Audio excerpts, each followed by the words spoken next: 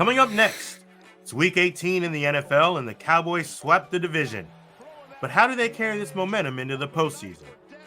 Also, the Jacksonville Jaguars with a big season finale. They get the win and the number 1 overall pick. But just how bright is the future for this young organization?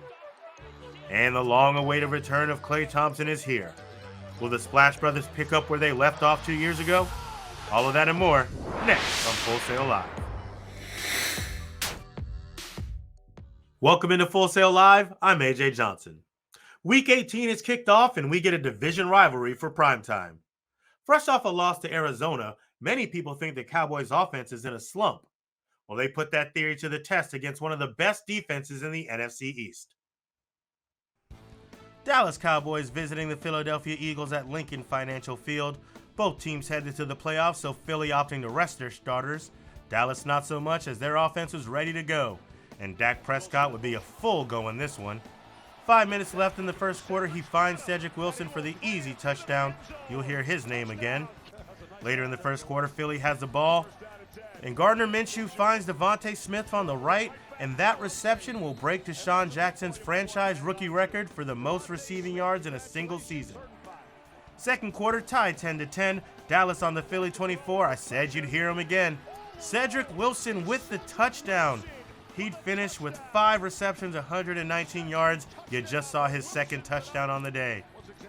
Game tied 17-17, and Ezekiel Elliott getting involved. 25 yards up the middle. That run gets him over 1,000 yards on the season. Prescott getting all of his weapons involved now. Amari Cooper with the tough catch on the sideline. That penalty's declined. They score again, get the ball back, and score again.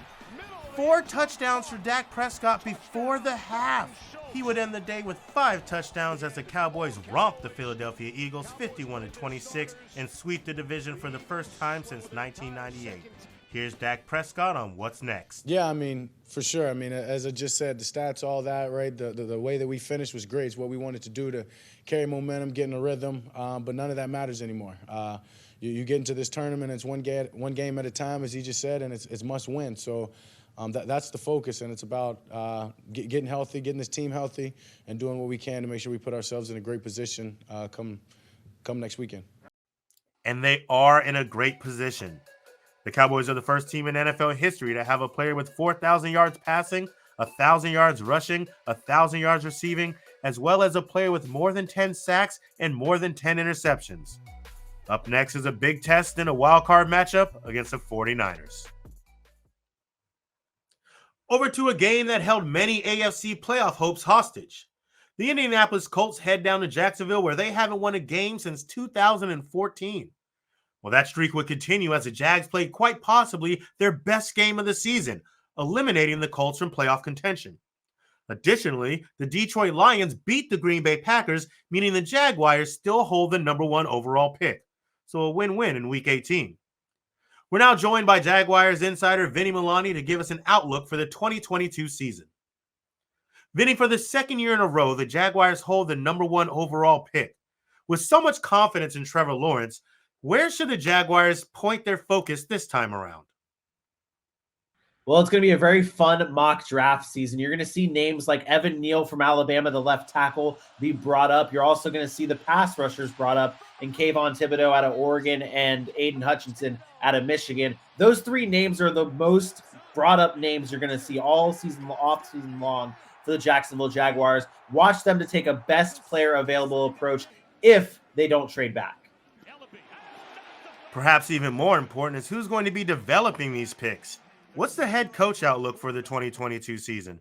Well, it's a much different approach this year for Shad Khan and Trent Baalke. Last year, they were pretty set on Urban Meyer. This year, they're interviewing everybody and anybody under the head coaching candidate umbrella, from Kellen Moore from Dallas to fan favorite Byron Leftwich of Tampa Bay. And they are doing their due diligence to make sure that they do not mess up this pick and screw up any more years of Trevor Lawrence's future. A long offseason ahead. I'm sure a lot of eyes will be focused on Jacksonville leading up to the NFL draft. Thanks a lot, Vinny. Soon to come on Full Sail Live, Klay Thompson is back in an NBA game for the first time in over 2 years. How effective can he be after returning from injury? And how does this vault the Warriors' championship aspirations? Coming up next on Full Sail Live.